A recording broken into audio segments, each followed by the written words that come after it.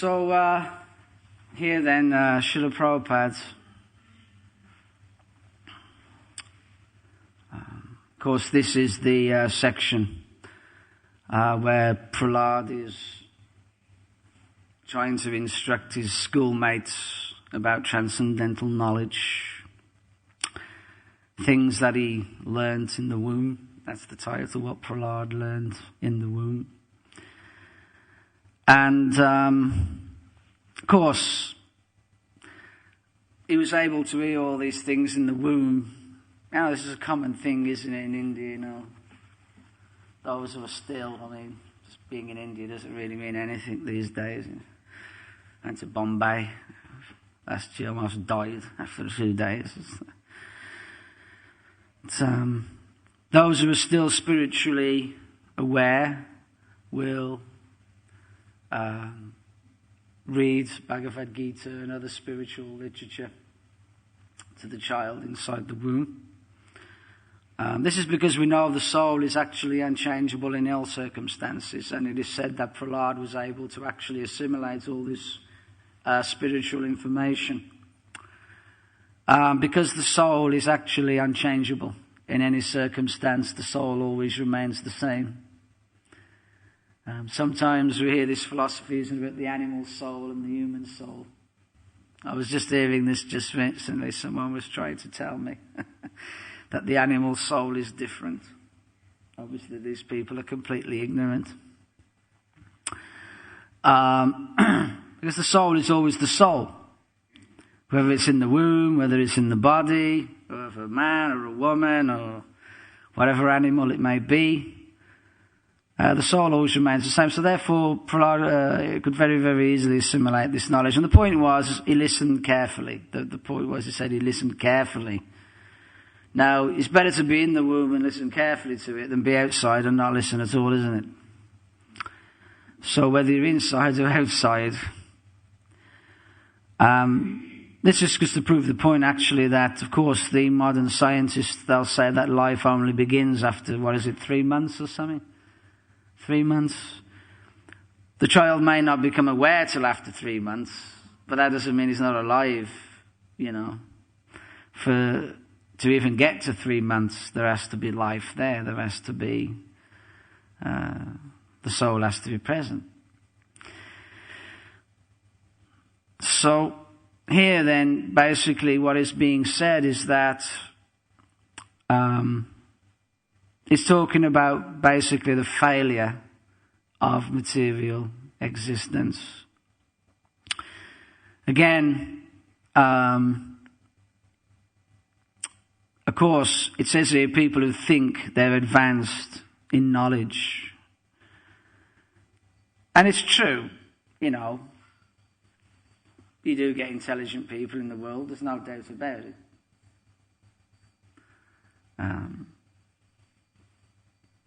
But there's one very fundamental question that we have to ask ourselves, and that is, despite all these, you know, fantastic advancements, is the world becoming a better place? Not really. Not really. You know, even my grandmother, she said when she was growing up, to hear somebody, you know, being murdered or raped or whatever, it was quite rare, you know, it was like a shock. It was like, now it's just like, okay, whatever, you know. Turn the news on, okay, 148 people are dead. Yeah. The world's not becoming, you know, previously, of course, even in England, what to speak, you know, you hear these tales from India that, you know, you actually used to speak to the neighbours previously. You know, I've been living in my house now for 6 I don't even know who they am. So, you know, and you would say that, you know, you could leave the door open, you go to the shop, you come back, everything would be fine. Now, you know, you've got alarms, bolts, locks, and you're still not safe, right? So, where's the advancement? That's the point. Where is actually the advancement? Where's the intelligence, right? If life is becoming more frustrating and more dangerous and more anxious, then where's the advancement? What are we advancing in? So like in the Bhagavatam, in the very beginning, the whole Bhagavatam was spoken for this very reason, that there's a pinprick in society, there's something missing. There is something missing. And And it's all due to lack of real knowledge, actually. I was just talking to a family yesterday here, and they were saying that, someone's passed away and at least they've gone to a better place. People are under this conception that if you automatically die, you just go to somewhere great. You automatically go back to heaven or to God. But that's not true. In fact, if we study the scriptures and we look at the activities of people in general, we can come to the very unfortunate conclusion that actually it's probably only a very handful of rare individuals who actually will go back to anywhere worth going. As it says here, in this life and the next. This is another conception when somebody leaves. If they were perhaps suffering a little bit, we always say, oh, well, at least they're out their misery. We hear it all the time. Well, at least they're out their misery now, yeah? But are they really out the misery? Because they leave this body, they die, they get another body. And another body means another set of miseries. So they're not really out the misery, actually, unfortunately. There's a very nice verse in the CC that is in a similar line to this. And it goes, Mana tusta haile nahi Krishna smarana, Krishna smriti vinuhaya nishfala jivana. This is the Lord also speaking about the same thing. It says here, nirfala jivana. Nirfala jivana means actually a life without results. A life without results. Because at the end, the basic idea is you can't take it with you. Whatever it is you've achieved in this life. Just like I was speaking to one family. Very, very wealthy family.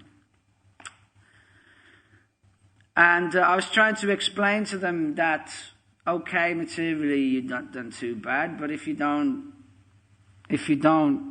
practice spiritual life, at the end you're going to be left with nothing.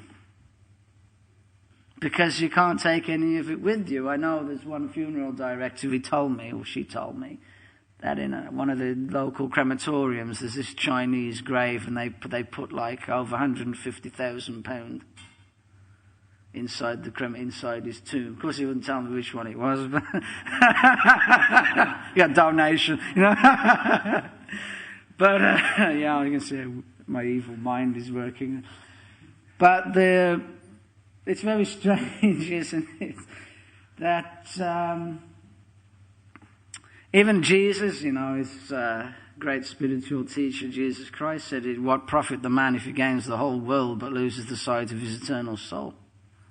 It's the same. You can gain everything in this world, but at the end of the day, it's all useless because we're not the body. This is the problem. People are constantly speaking, thinking, acting upon the basis of I am this physical body, I am this skin bag full of bones and pus and guts and bile and stool and urine that is put together in the form of pumps, pipes, tubes and organs, and we look in every day in the mirror and we think, this is great, this is me.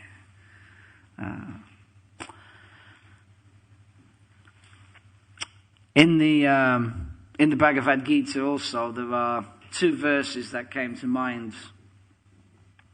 when I looked at this. And the first one was text number 715.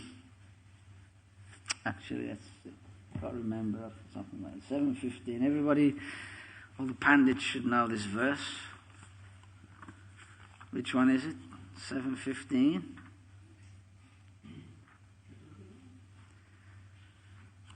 No, it's Namam duskriti no muda pradpanyante naradama mayaprita gyana ashuram bhavam ashrita. Here Lord Krishna is describing the different classes of people, isn't it? Who fit into this category, the materialists, the nationalists, basically all the people who are completely bereft of material knowledge, the Vishayas. Vishayas means their association is like poison. Of course, we can argue, isn't it? Well, how can you say there's no results? There are people in this world achieving phenomenal results, isn't it? So that's not true, is it really? This verse is not true, is it really? People are producing so many results, having so many so-called successes. The point is, we all have to act in this world, and really, in the scriptures, something called the duty is emphasized, isn't it? Like Arjuna. I mean, duty is something that you do according to your position to make your life and the lives of everybody else run as smooth as possible.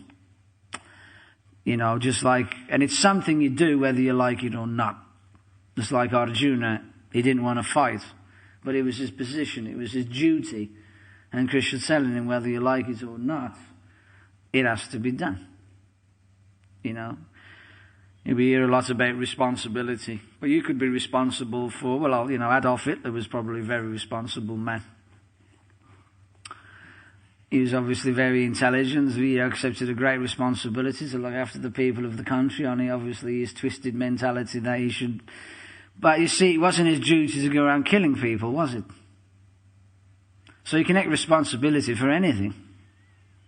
I can accept responsibility for opening a chain of hamburger restaurants if I want. I'm sure the people who operate these organisations are very hard-working, intelligent and quite responsible individuals, right? But it is not the duty of human beings to do it, because, you know, the idea is that we take service from the cows, isn't it? Her milk, you know, when we finish taking milk from our natural mother, from all our life thereon, we take milk from the cow. But people never stop to think about this when they're having the chili paneer and the chocolate ice cream and the cereal in the morning, how much of a gift, how much of a wonderful service she's actually doing. And then all we do is maintain a slaughterhouse to send her. And to say it's ungrateful is a bit of an understatement, isn't it, really? And they have the audacity to call it civilization.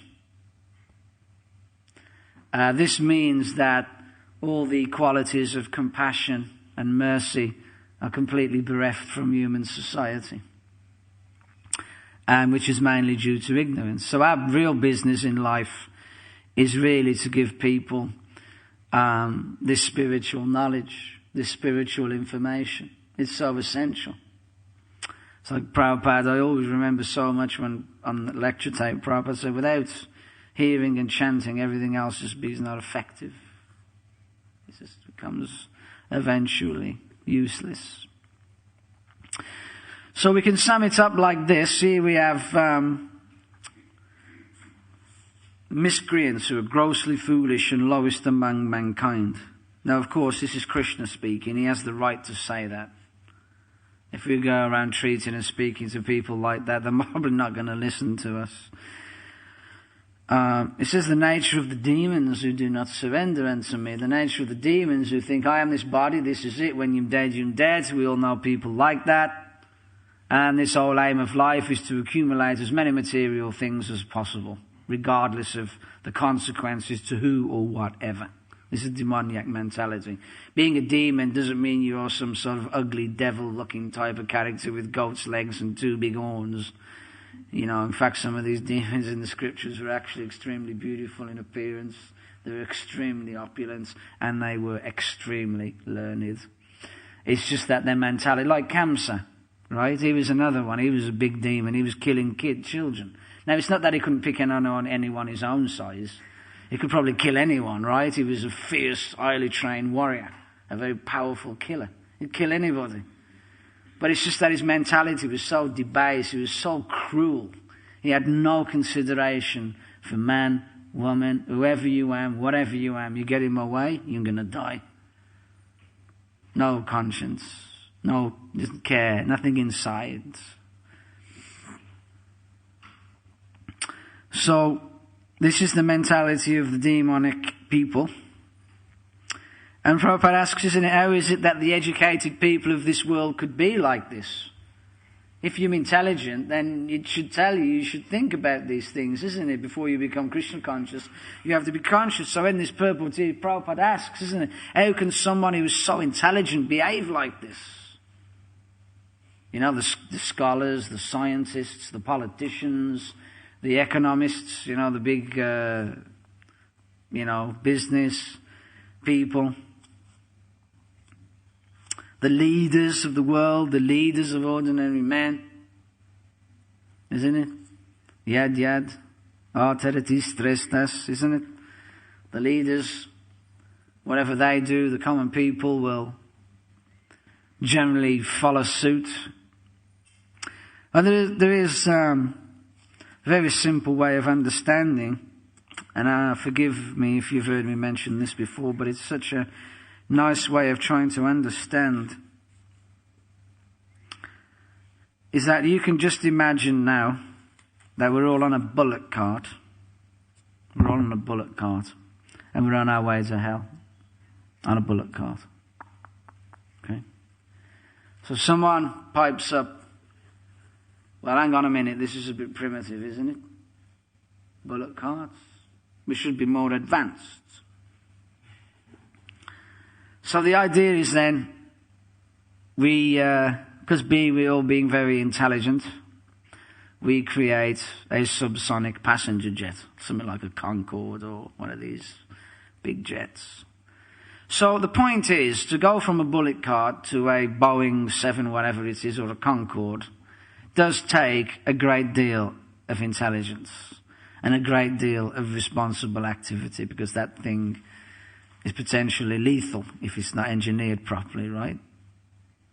But what will be the end result? You're just going to get to hell quicker, isn't it? That is material life. So in this verse, this is very nicely described. It's called Mayaprita Jnana. It means, yes, people have intelligence, but it's been stolen by illusion. So Prabhupada's philosophy is, build the Concorde, but then turn it around and go towards Krishna. East meets west sort of thing. Well, the East is also becoming like the West anyway. But, or if you want to forget about the Concorde, you can just turn the bullock cart around, and then it's called simple living and high thinking. At least you're going in the right direction, right? So this is material life, typical material life. We're making so much advancement with our so-called intelligence, but we're all going completely in the wrong direction. And as we've just said, we can see the result, isn't it? You don't have to be a brain surgeon to figure it out, do you? That the material world, the world is just going to pot. Everybody's fighting and stealing and lying, and so many wars. In the whole material world, it's just a war zone. Just for example, I knew this one man. He was a military man. That's all I can say. He was in Her Majesty's Special Forces. He's in the SAS. And he said he's been all over the world fighting in wars that people have never even heard of and never will hear of. So you only get to hear a little bit, actually, of what actually goes on. But in fact, the whole material world is just a complete and utter war zone. So our business then, our duty, if you like, is to try and enlighten people with this spiritual knowledge. And it's so, so important. Actually, all these things are actually born out of ignorance, out of the lack of knowledge. And unfortunately, I'm not saying unfortunately, we can't blame people, because people are considered innocent, isn't it? Because they don't know any different. If they actually stop to think. Srila Prabhupada says there in places that people in general have to be considered innocent, because they just don't know any better. And the other verse, which I thought was 8:15. This is a very famous verse in the Bhagavad Gita. Very famous verse. Mamu pechupana janma tukalaya rasasvatam napnuvanti mahatmanaha samsiddhim paramam gata. So this very important statement by the Lord, he says dukhalaya. This is a very key word, dukhalaya. Now dukh means suffering. Alaya means, you should know, the place. So we have the Himalayas, everybody knows. Him means ice, right? In Sanskrit and Hindi. So you go up there, mate, you're just going to find ice. Nothing else much. It doesn't have a very esoteric meaning.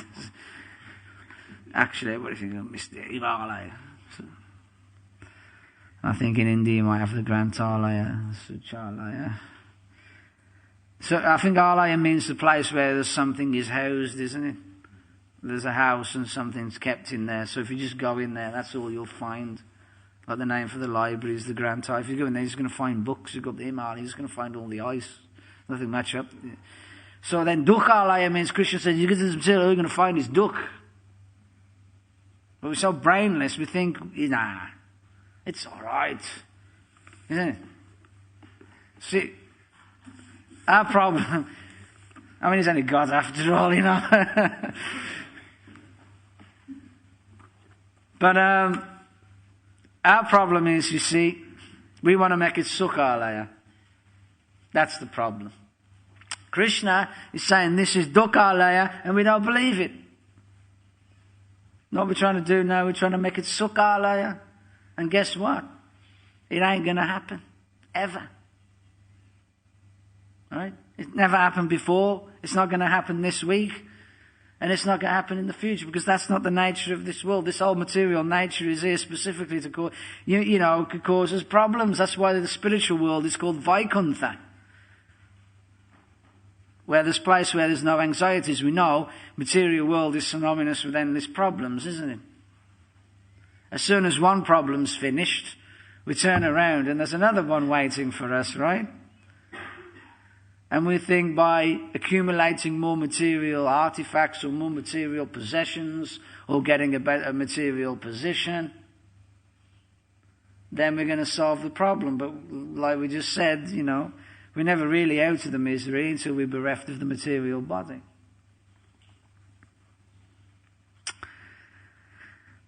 So this is what Srila Prabhupada is talking about here, basically. Yeah, the Lord, Nishphala Jivan, a life without results.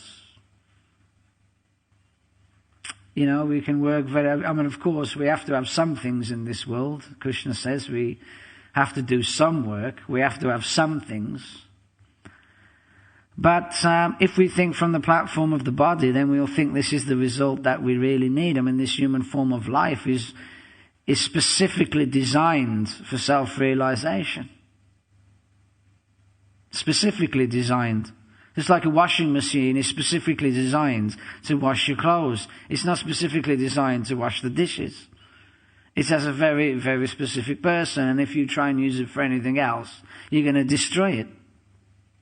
So this human form of life is specifically designed for self-realization. And if we use it for anything else, we're going to destroy it. Just like we're doing to the world. It's becoming a bit of a mess. And Jai Shishi Radha Gokulananda Jai Jai Shishi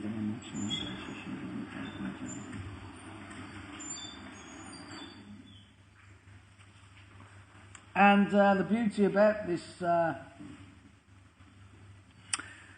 this process of spiritual realization is that you don't actually need any material assets, in one manner of speaking, to actually achieve it.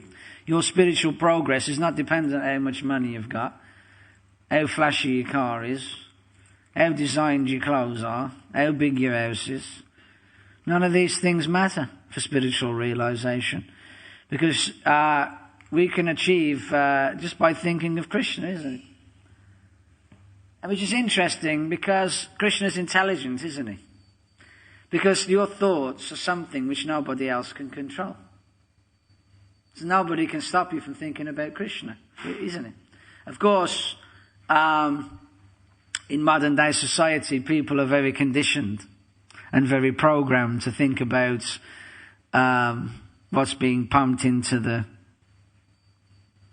old box here. But if we actually think about it, ultimately our thoughts are something that are completely under our control, isn't it? There are many things in this world that are not under our control, like the weather, Because if it was, England would probably be tropical by now, right? Right, we'd have, banana trees growing and a bit of rain in the evening just to keep it green. Yeah, that'll do. But it's not under our control. Earthquakes, natural disasters. There's so many things in this that are not under our control. But one thing that is under our control is our thoughts.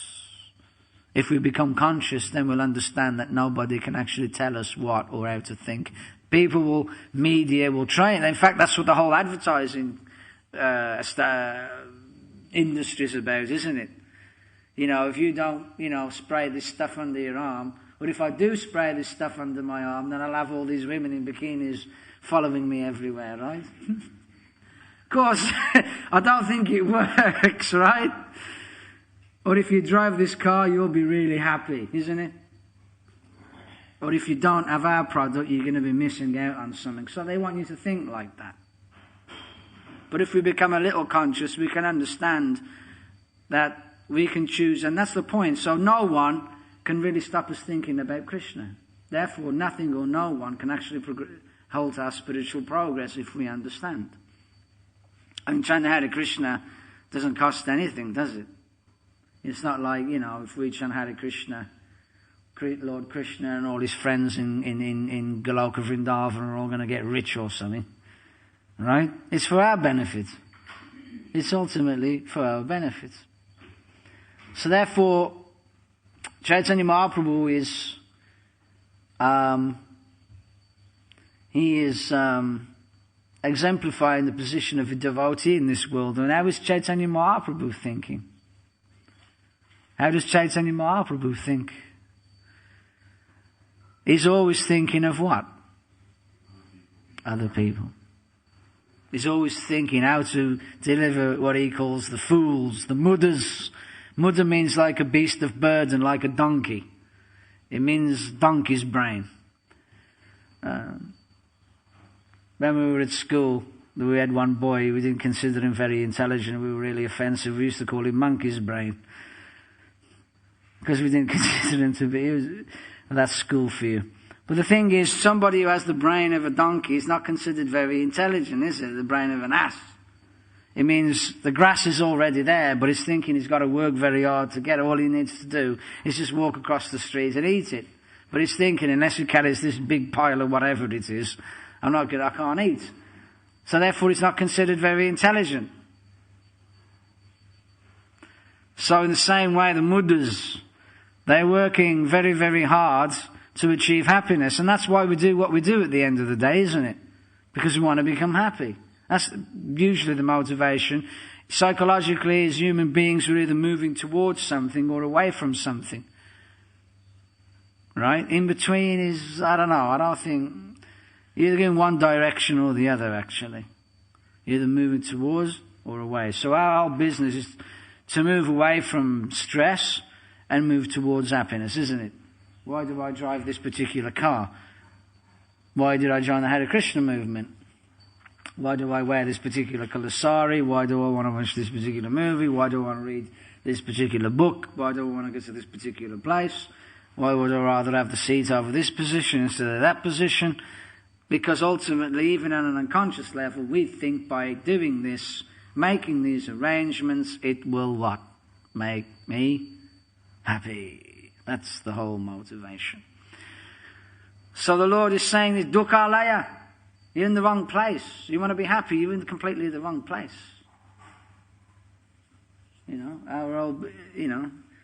If we just die and go back to Godhead, then why would Krishna come here anyway? We wouldn't even need the Hare Krishna movement, would we? Because it wouldn't matter. Because we don't know what we do. If we die, we'll just go back to Godhead anyway. So why would Krishna even, why speak the Bhagavad Gita then? There'd be no reason, would there? The whole reason why he has come here and give us this knowledge is because the opposite is true.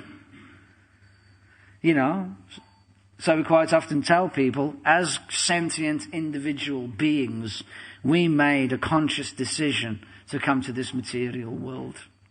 So if you want to get out, you have to make a conscious decision to get out. It ain't going to happen by accident, is it? Right? So this is the way we should think. Always think about Krishna by chanting Hare Krishna. And we should be really study these. I mean, I'm not the best example on the planet, but we should really study these books as much as, and that's what this institution is. It's meant to be an educational institution which delivers this spiritual information for the upliftment of humanity. That is what we're meant to be doing. And if you don't have it, then regretfully it's going to be very difficult for you to offer it. And Prabhupada often called the devotees his students, isn't it? We're meant to be studying under him, these books. So that's how we should think. We should think about the Lord. We should think about the Lord and this spiritual knowledge as we learn from Prabhupada, and also think, like Chaitanya Mahaprabhu setting the example, think how we can offer this information to human society so that people can be delivered from this unfortunate position of thinking that they're making advancement, where in actuality they're just creating hell on earth, and the next life is not going to be too much pleasant, a great deal more pleasant either. I mean, it's very horrible actually. That people, they suffer so much in this world actually. Again, I probably mentioned this before, but my wife some time ago used to work as a carer, and when she found out what it was like, she left. But she used to tell me when people obviously would die every other day in this establishment, and some of the things that were going on there is just so despicable. It's just horrendous. People suffering like anything. The time of death, their skin is rotting and they're stinking, they're vomiting stool. It's just horrendous. All their life they suffer through ignorance. There's so much anxieties. Then their departure is painful, and sometimes they would know when the people were ready to go, because they would go to this person's room and they would say, "Can you get them out the room?" People would say that there were people in the room. And they would be trying to tell them, of course, they would be shooing them away, telling them to go. Of course, the nurses there didn't understand what was going on. They would ring the emergency bell in the night. And then when you'd get there, they'd be saying, "There's some people in the room. Can you tell them to go away? Don't let them get me." And so, of course, we know what's going on, but the nurses, they just think they're suffering from dementia, and then they put them in the dementia unit, which only increases their suffering even more. And it's really, really horrible. There was one lady who was completely irreligious, didn't believe in God. And one night she was back against the wall with a crucifix like this, across the room, telling them to get out, go away. Go away, get out. Don't let them get me. And then 2 or 3 days later. So they come a couple of days before.